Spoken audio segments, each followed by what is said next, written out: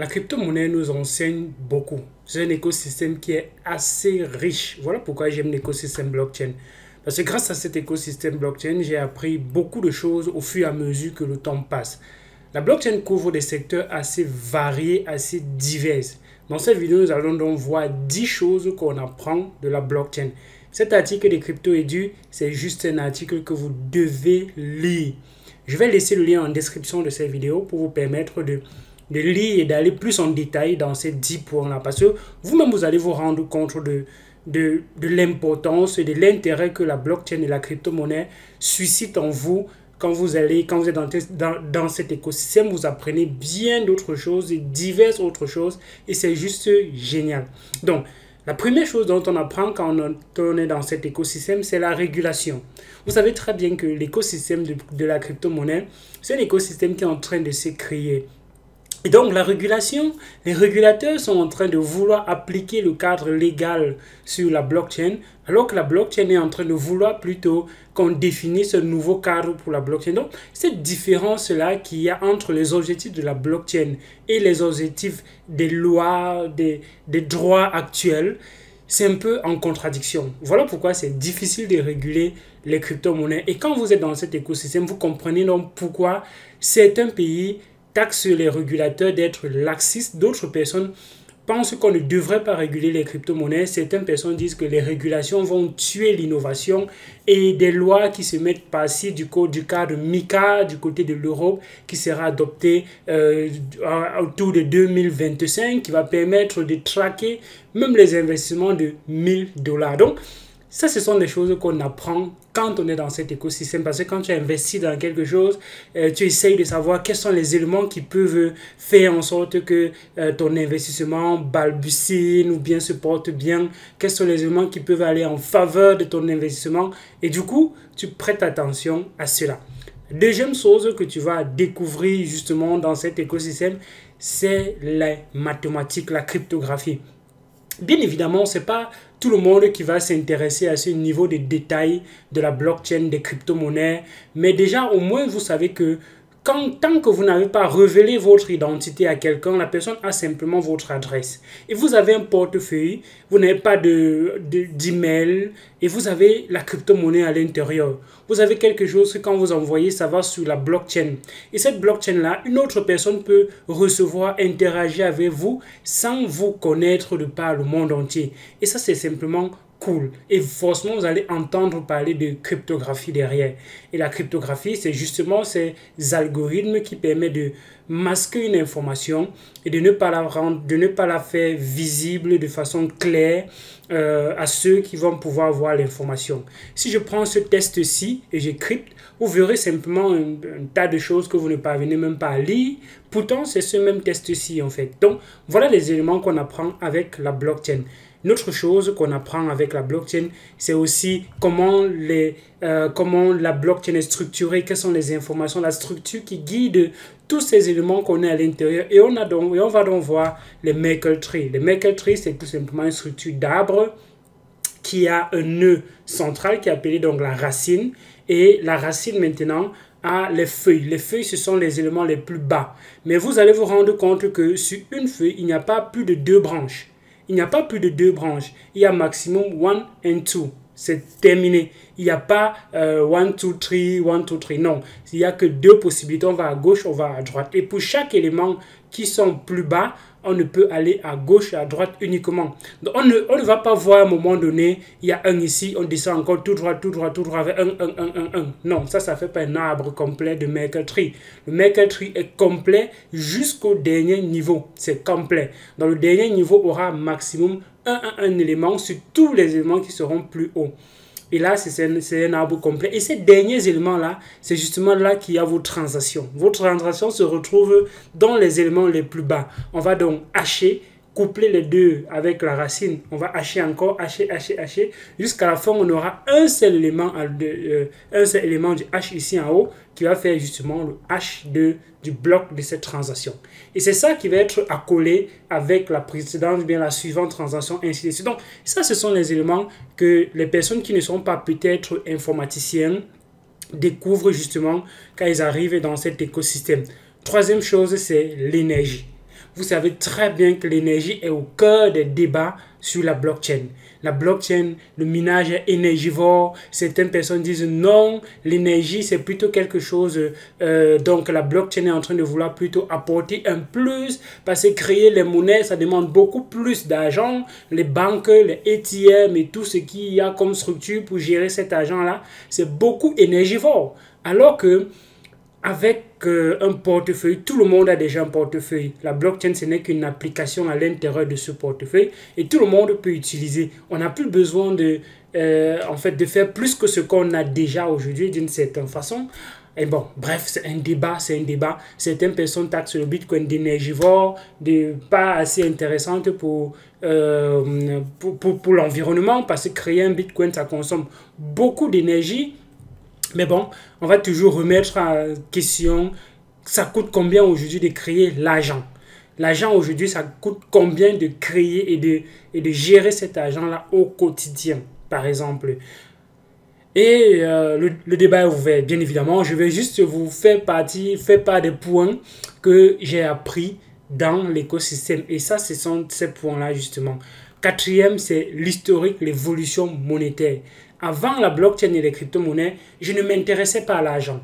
Je ne m'intéressais pas à la création monétaire, comment l'argent est créé, comment les banques, les types de banques qu'on a, les banques il y a les banques, en fait, il y a les banques centrales qui vont créer, il y a les banques commerciales qui vont redistribuer, comment le crédit fonctionne, comment certaines banques sont des banques de fractionnées, les banques de réserve, comment la monnaie a évolué, comment c'est créé au fur et à mesure que le temps passe, les talons or, ainsi de suite, ainsi de suite. Donc, ces éléments de finance-là, ces éléments monétaires, l'historique de l'argent, on apprend quand on est dans l'écosystème crypto-monnaie et j'ai beaucoup appris depuis que je suis dans l'écosystème crypto-monnaie, croyez-moi.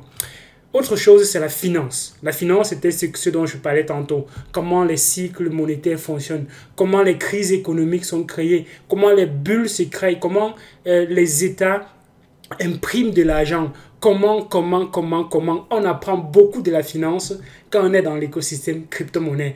Et je suis sûr que certains aujourd'hui ont appris beaucoup déjà, même des vidéos que j'ai faites, des autres personnes comme les hashers et bien d'autres youtubeurs qui parlent de crypto-monnaie. Parce qu'on parle de crypto-monnaie, on parle d'argent.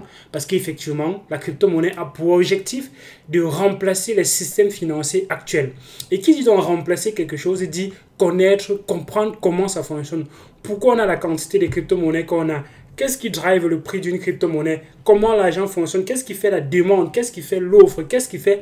Ces facteurs d'offre et de demande sont des choses dont on ne s'en rendait même pas compte. En fait, on n'essayait même pas de savoir comment ces éléments-là fonctionnent jusqu'à ce qu'on entre dans l'écosystème crypto-monnaie. Et c'est là où on comprend même comment le marché fonctionne. Quand tu vas au marché le matin et que tu achètes quelque chose, qu'est-ce qui drive son prix? Qu'est-ce qui... Ça, c'est la crypto-monnaie qui m'a fait comprendre cela. La philosophie. Et bien évidemment, l'écosystème crypto-monnaie, c'est un écosystème qui est aussi beaucoup philosophique. Quand on va parler des valeurs, les valeurs morales, les valeurs que défendent la crypto-monnaie, les valeurs de liberté, les valeurs de décentralisation, ces valeurs-là, ce sont des valeurs qui sont philosophiques parce que on peut débattre, on peut discuter là-dessus. Est-ce qu'on a encore la liberté? Est-ce que la décentralisation, c'est un fait? Est-ce que c'est quelque chose dont on peut parler? Quand on parle de démocratie, est-ce qu'il y a réellement de la démocratie? Quand on parle des organisations autonomes décentralisées, est-ce que ce ne sont pas des éléments philosophiques? Bien évidemment, ce sont des enjeux beaucoup plus philosophiques. Donc, ça, c'est effectivement des éléments qu'on a avec l'écosystème crypto-monnaie. Est-ce que c'est philosophiquement correct de créer une monnaie dont les États n'ont pas le contrôle? C'est ça, le peer-to-peer cash system dont on a défini dans le livre blanc de Satoshi Nakamoto, le Bitcoin. C'était ça les objectifs, de créer un système de cash monétaire qu'on peut se transmettre de façon décentralisée. Donc, et ça crée un gros problème dans les États. Parce que comment nos États vont philosophiquement fonctionner s'ils n'ont pas le pouvoir sur l'argent?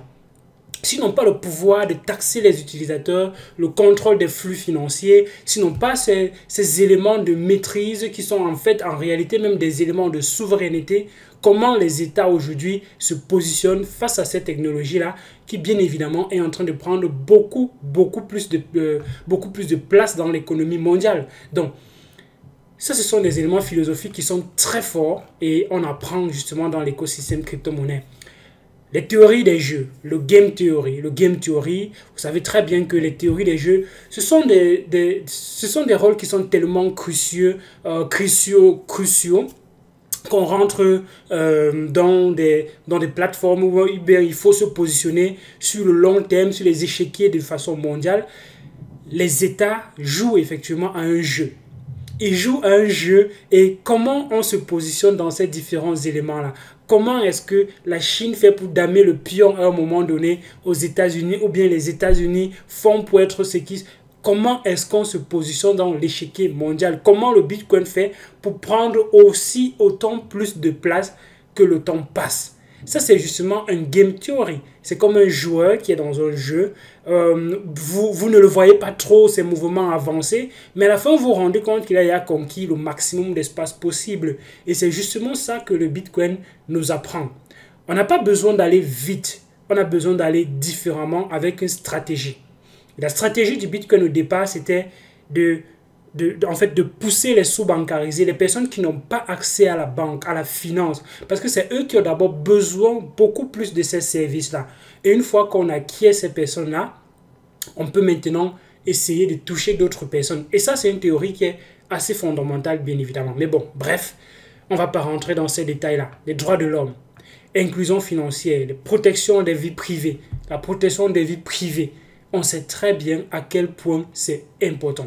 Et voilà pourquoi quand aujourd'hui WorldCoin est arrivé avec un certain type d'identité où on doit scanner le scan rétinien, où on connaît a priori les personnes qui sont derrière, où ils connaissent les personnes qui sont derrière parce qu'ils ont identifié dans la création d'applications, tu fournis ton email et bien évidemment, ils peuvent savoir qui est derrière. Mais est-ce que c'est ça le but? Non.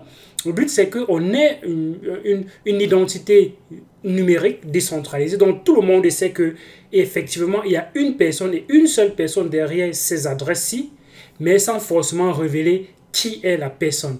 Et c'est là où entrent en jeu d'autres techniques mathématiques, le zero knowledge, le multi-party computing, ainsi de suite, parce que ça permet de prendre zéro connaissance, mais de révéler, de découvrir une connaissance à partir de zéro connaissance, de découvrir une information à partir de zéro connaissance. Et ça, c'est tout simplement, waouh, c'est tout simplement cool parce que c'est la mathématique, bien évidemment. C'est la mathématique. Pour ceux qui ne savent pas que le zero knowledge, ça, c'est de la mathématique, ben, justement, il y a des chapitres mathématiques, justement, là-dessus. C'est de la statistique, c'est de la cryptographie, ainsi de suite. Donc, les droits de l'homme. Pourquoi est-ce que aujourd'hui certaines banques, certaines institutions financières ne vont pas auprès des personnes qui ont besoin de finances et qui sont dans des villages assez reculés?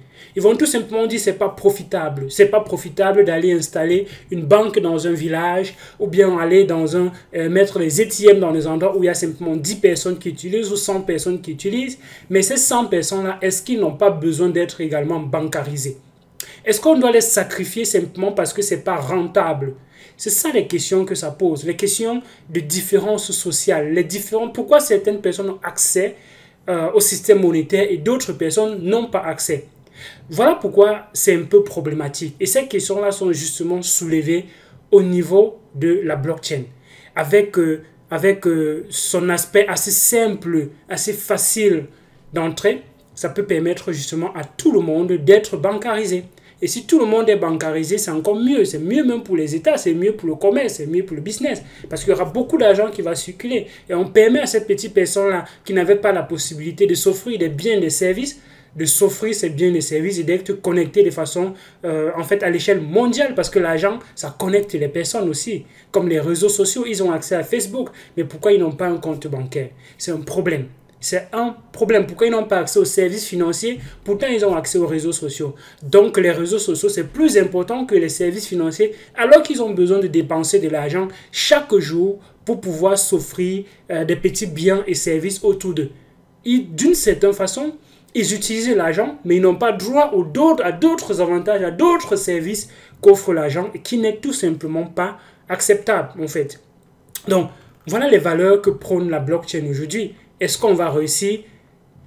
Ça va prendre beaucoup de temps, mais je suis certain que la blockchain va beaucoup plus réussir avec cela par rapport à à la finance classique, bien évidemment. Neuvième chose dont on apprend, c'est la macroéconomie, les politiques monétaires, les implications fiscales, ainsi de suite, dont j'ai déjà parlé même dans certains points aujourd'hui. Aujourd'hui, on s'intéresse à la macroéconomie. Quand la macroéconomie affecte le secteur financier de façon globale, ça affecte la crypto-monnaie également, ça affecte la blockchain. Donc, s'intéresser à ça, ça permet de suivre tes investissements, ça permet de contrôler justement qu'est-ce qui peut arriver à ton secteur d'activité parce que tu es forcément dans un secteur qui n'est pas isolé, vu que c'est encore un secteur bébé, c'est encore embryonnaire, et donc les facteurs macroéconomiques ont un impact sur le secteur de la blockchain des crypto-monnaies. Peut-être à la longue, un jour, on va se couper de ces aspects-là et que c'est la blockchain, le secteur de blockchain qui va leader l'aspect macroéconomique, mais pour le moment, la blockchain n'est pas encore cet élément-là qui lead l'aspect économique de façon macro. Quand on voit Evergrande avec... du côté de la Chine, quand ils vont faire défaut de paiement, ça fait problème. Ça fait problème parce que c'est une grosse banque. C'est pas une grosse banque, mais c'est une grosse entreprise qui brasse beaucoup d'argent de par le monde entier, avec beaucoup de créanciers du côté des États-Unis, du côté de la Chine. Et donc, s'ils se portent mal, l'économie mondiale peut mal se porter. Et voilà pourquoi les Lehman Brothers ont fait en sorte qu'en fait, on conduit à la faillite des subprimes, la crise des subprimes de 2008 d'une certaine façon. Donc, dixième facteur, c'est l'informatique, la technologie, tout ce qui tourne autour, les notions de tokenisation. Ça, c'est même pas forcément l'informatique, mais ce sont des éléments de finance aussi, d'une certaine façon. Parce que la tokenisation des assets, plus on est tokenisé, plus on est liquide. C'est un peu comme une banque qui décide de dire, OK, je vais diviser mes actions en deux. Il y a bien plus d'actions, mais la valeur n'a pas changé. Mais à la longue, ça devient beaucoup plus liquide parce que ça permet de toucher beaucoup plus de personnes. Si une action coûte $100, à $50, il y a plein de personnes qui peuvent acheter par rapport à $100. Il y aura peu de personnes qui pourraient acheter par rapport à $50. Donc, du coup, ça, ce sont des éléments les éléments d'investissement, les éléments de finance dont on retrouve un peu plus facilement avec la technologie informatique sur la blockchain, pouvoir participer de façon collective aux ICO, lever des fonds, pouvoir tokeniser les assets, pouvoir tokeniser les actions des entreprises qui existent déjà et mettre ça de façon synthétique, pouvoir... Donc, il y a ces éléments-là que forcément la technologie permet de débloquer et ça crée d'autres niches d'emploi pour les informaticiens, les développeurs de smart contracts, les développeurs d'applications décentralisées, les architectes peut-être d'infrastructures blockchain, les propositions les consultants blockchain, ainsi de suite. Donc ça crée également d'autres secteurs d'activité, d'autres emplois qu'on n'aurait pas vus s'il n'y avait pas ce secteur.